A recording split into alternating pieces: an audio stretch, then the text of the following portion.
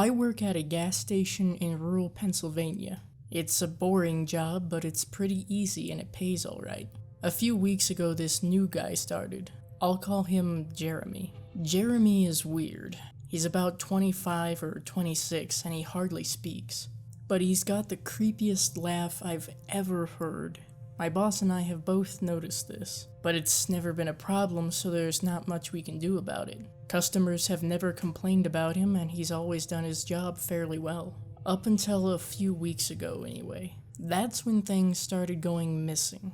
Employee theft can be a problem at any business that sells consumer goods. And there's only one person working at a time at this gas station. It's a pretty small place. About 2 weeks ago, my boss started noticing that we were short on motor oil.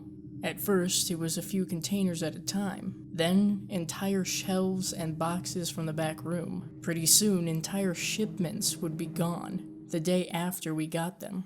And it would always be right after Jeremy's shifts. My boss has checked the security camera tapes from every single night he worked, but he could never catch him in the act.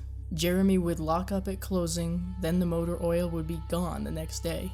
My boss usually takes the tapes home with him to try and catch Jeremy stealing, but his daughter had a softball game last night, so he asked me to watch the tape for him. He offered to pay me overtime under the table, so obviously I took that offer. There are 3 cameras, so he gave me 3 different tapes to check. I figured it would be a long night, but I'm trying to save up for vacation, so I really needed the money. I took the tapes home, popped them in an old VCR, and sat back.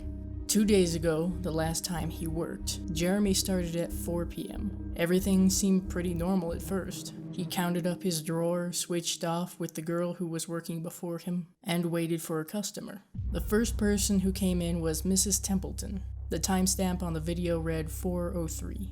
A regular. She picked up her cigarettes and a newspaper and paid with a 20. Nothing unusual there. The next customer was some local guy named Ron. He drives a motorcycle, usually comes in every few days. He filled up his tank, got a bag of beef jerky, paid with his credit card, and then left. Next was some guy with a cowboy hat. I'd never seen him before, but we get plenty of strangers passing through, just like any gas station. He got $40 worth of diesel fuel, paid with a $100 bill, and went on his way. I sat back and sighed. The only thing more boring than doing this job is watching someone else do it. My boss's offer was enough to keep me watching though, so I left the tape on. Everything seemed pretty normal. I had a feeling that if Jeremy was stealing motor oil, he knew we were suspicious of him by now. I didn't expect him to be dumb enough to let us catch him on camera. Things stayed boring and routine until about 5 o'clock. At 5:03, Mrs. Templeton came back in. She must have forgotten something. But she didn't. She bought the same pack of cigarettes as before, and the same newspaper. She paid with another 20. That's odd, I thought. But then again, she's a little absent-minded. I thought Jeremy should have told her she already got her smokes, but it's not against the rules to sell somebody the same thing twice. That's when Ron came in again. He bought another tank of gas, for his motorcycle again. I later checked the outdoor camera because I thought maybe he had another car he wanted to fill up, and the same pack of beef jerky. He paid with his credit card again. No big deal, I figured this was just a weird coincidence. Mrs. Templeton is forgetful, and Ron probably owns more than one Harley. That's when the guy in the cowboy hat came back in. I felt a chill run down my spine. Don't get diesel. Don't get diesel. I found myself whispering to my empty living room, but he did. He got $40 worth of diesel fuel and paid with another $100 bill. Every move he made was identical to his first visit, right down to the way he scratched his nose before he walked out. Either this guy is rich, owns a lot of trucks, and just moved into town, or something really bizarre was happening. I kept watching. Every customer for the next hour was the same as before. Every single one. I was seriously freaked out. And then at 6:03, Mrs. Templeton walked back in. She bought her cigarettes and newspaper again, and paid with a 20 again. I thought I was going to lose it. I only watched another half hour before I started fast-forwarding through the rest. It was all the same. Every customer would come in at the exact same times, exactly 1 hour apart. Now I know what you're thinking. That sneaky motherfucker Jeremy had messed with the tapes. He had run a loop of his first hour of business over and over. That wasn't the case. There are windows around the cash register area that the camera covers, and I watched the sunlight fade as time ran on. Jeremy's routine didn't loop over. He swept, mopped, restocked, and did all his duties exactly how you would expect. But the same customers kept coming in. I was panicking at this point. Something was seriously wrong with what I was seeing, and I had no explanation for it. I skipped ahead to when he locked up and walked out to his car. He hadn't stolen anything, but I kept watching just to make sure. I fast-forwarded one last time to about midnight. At exactly 12:03, out of nowhere, Jeremy's face pops up on the camera. I don't mean he moved his head into view. I mean that 1 second the store was empty. The next second, his face was all I could see. He wasn't looking at the camera. He was looking at me. I was sure of it. I screamed and fumbled for the remote. By the time I grabbed it, he was gone. Just as soon as he had left. One frame he was there, the next he wasn't.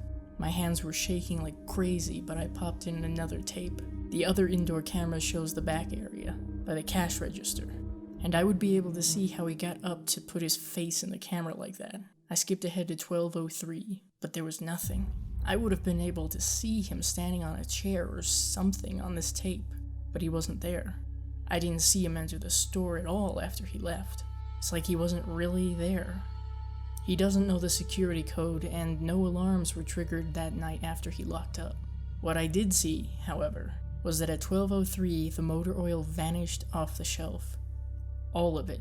Same as Jeremy's face. 1 second it was there, and the next it wasn't. I turned that tape off and went to bed, but I didn't get a wink of sleep. My body's exhausted right now, but my mind is racing.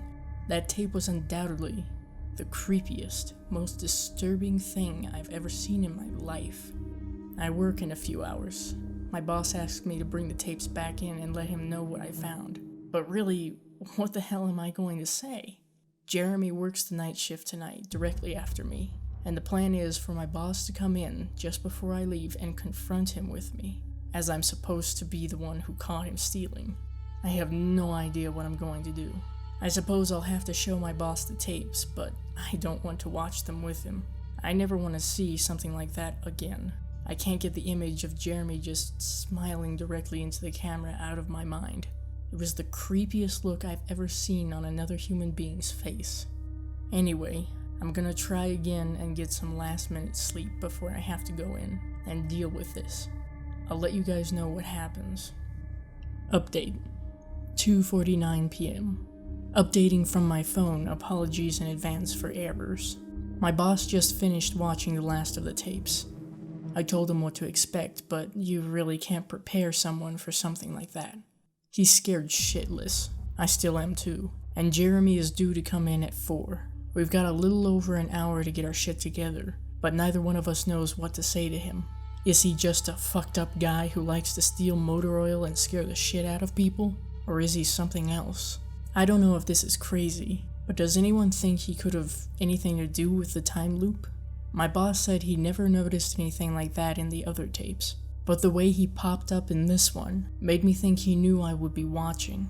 It's like he wanted me to see what he could do, like he was showing off or something. The way he smiled into the camera was like a little kid showing you a sandcastle they just built or something. I don't know, I probably sound crazy. I sure feel the part. I'm going to talk to my boss some more. We have to calm ourselves down and figure out how to handle this. I'll update again tonight, but I have a really bad feeling about how this is going to play out. Update, 4:33 p.m.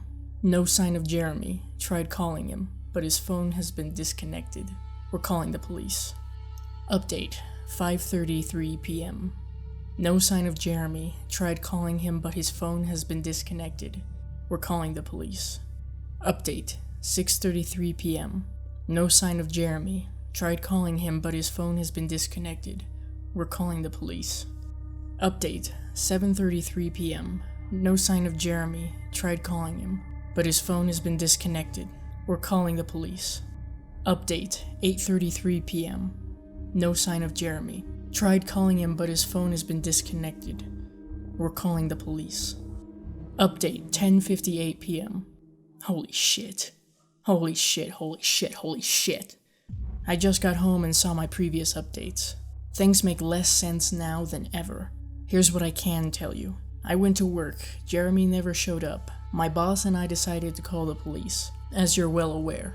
When I picked up the phone to call, though, the sun went out. I shit you not, that's what I thought happened. Apparently, I blacked out for exactly 5 hours, because when I looked at the clock, it was 9:33. I think I got stuck in Jeremy's time loop, and then I snapped out of it at the exact point I blacked out, if that makes sense.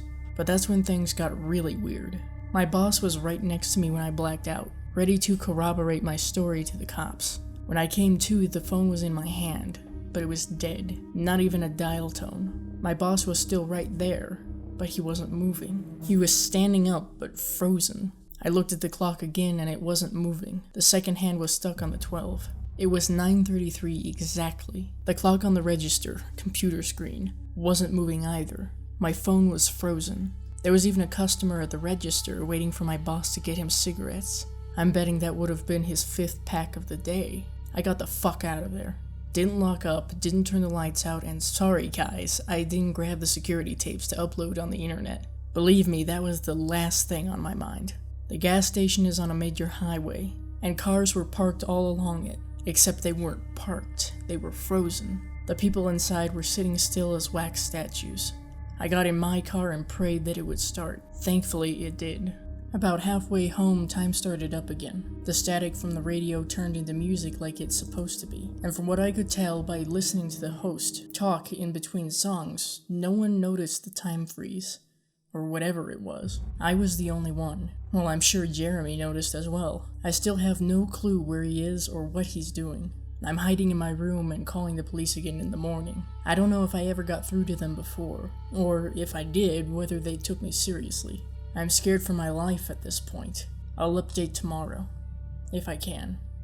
Final update, 10:33 a.m. I finally fell asleep last night around 4. I have no idea how I did it. I guess exhaustion finally got the best of me. This morning I woke up to my phone ringing. It was my boss. He'd been calling me since about 6. He woke up when time turned back on last night, and immediately called the cops. They came by to see what was wrong, and he told them everything. The police around here are all small-time guys. They were more concerned with the missing motor oil than anything, but my boss figured he would take it, as long as he had their attention. They decided to go looking for Jeremy. We keep all our employees' applications on file, and since Jeremy just started working here, he was easy to find. They checked the address on it and headed over to his house. You're not gonna believe what they found. The address Jeremy listed on his application was an empty lot, or at least now it is. There used to be a house there, but it burned down in 1993. Being a small town, almost everyone remembers that fire. A family of 4 used to live there way back when. Rumor has it that they had an estranged son, who they never really talked about, but I can't say for sure if that's true. What I can say is true is that after an insurance investigation, the fire was ruled an arson. The entire house was soaked in oil and torched with a Molotov cocktail. The entire family was sleeping when it happened. None of them survived. They never caught the guy who did it. Rumor has it that when they tried to contact the estranged son, no one could find him. Anyway, my boss called and told me this, and I freaked out. Then he asked me to come to the gas station. "What, are you crazy?" I said, but he assured me that the cops were there with him. Then he dropped a bomb. The FBI was also in town and they were going to talk to me one way or another, so I might as well come in. It was about 7:15 and I wanted to go back to bed, but I figured I wouldn't have been able to sleep much more anyway, so I went down. 4 men in suits greeted me and told me to have a seat. We went over everything 2 or 3 times until they got all the details down. I told them about Jeremy, the security tape, last night at work, everything. Finally, after I finished, one of the agents said, "Oh Christ, we've got another one on our hands." Then they made me sign a bunch of papers, saying I wouldn't tell anyone about what happened, so I can't say much more. I might be breaking the law just by posting this. So now I'm home. I'm not sure what to do with myself. That agent's words, when I told him the story, are going to haunt me for the rest of my life. Anyway, I've gotta go. I have some errands to run today, and then I have to go into work to pick up some tapes. My boss and I think this new guy Jeremy, he's a complete creep, is stealing motor oil, and I have to watch the security footage to see if I can catch him doing it. I have better things to do, but my boss is paying me overtime, under the table, and I'm trying to save up for vacations, so I could really use the money. It should be pretty simple. The oil always goes missing right after his shifts. I figure I'll just watch the tapes, catch him in the act, and that will be that.